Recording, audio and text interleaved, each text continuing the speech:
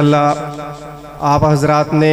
بڑی دل جمی کے ساتھ بیٹھ کر اس پروگرام کو سنا ہے، اور ابھی جہاں پر آپ حضرات نے اردو کے اندر تقاریر سنی، نغمے سنے، انگلش کے اندر تقاریر سنی ہیں، تو ابھی آپ حضرات کے سامنے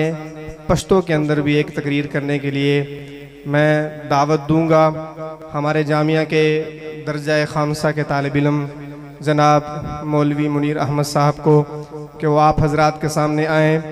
اور پشتو سپیچ کے اندر پشتو زبان میں آپ حضرات کے سامنے تقریر پیش کریں۔ جناب منیر احمد صاحب۔ صلی علی رسولہ الکریم،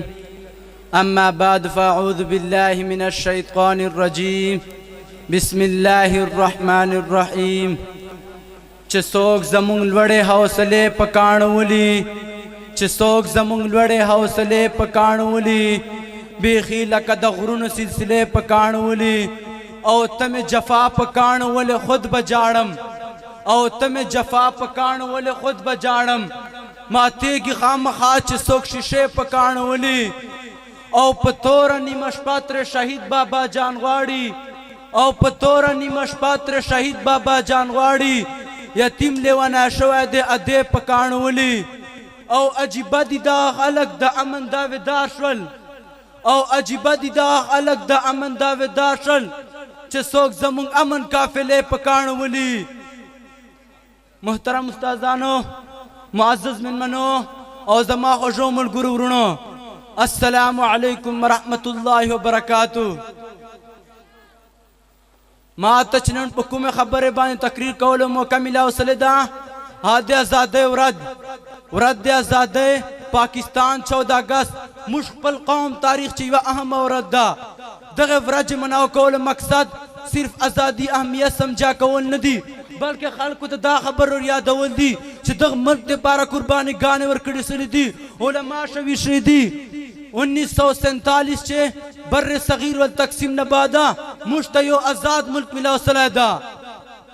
قائد اعظم محمد علی جناح پر قیادت چے مسلمانانو پر شناخت، ثقافت اور مذہب پر بنیاد بندے جو نوے وطن جوڑا انہوں کوشش کرا دے،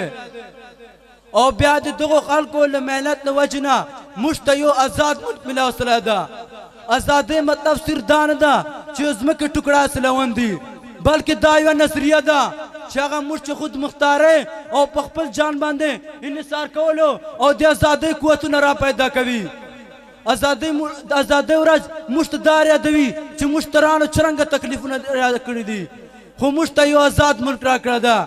پا دغی ورج مشت دخپل ذمہ دار دا احساس کی دی چھ چرنگا مشت دخپل ملک ترکے چھ کردار دا کولیسو راجو چنن تاسو مجھوارا دا پخی را دوکو چھ دغ ملک پہ حفاظت کہو اور دغ ملک ترکے بارا بکارو نکو اور یو مضبوط اور طاقتور ملک پہ جوڑاو کچیر مجھ دا غوارو کچرت نن کی نسل دی مستقبل دی روشنی نوخ پارا محنت پکار دا مادہ دعا دا چھ اللہ تعالیٰ دی مجھ ملک ہمیشہ قائم لری اور وارد مجھ دغ ملک حفاظت کہو توفیق را نصیب کی، آمین۔ پاکستان زندہ باد، اسلام پائندہ باد۔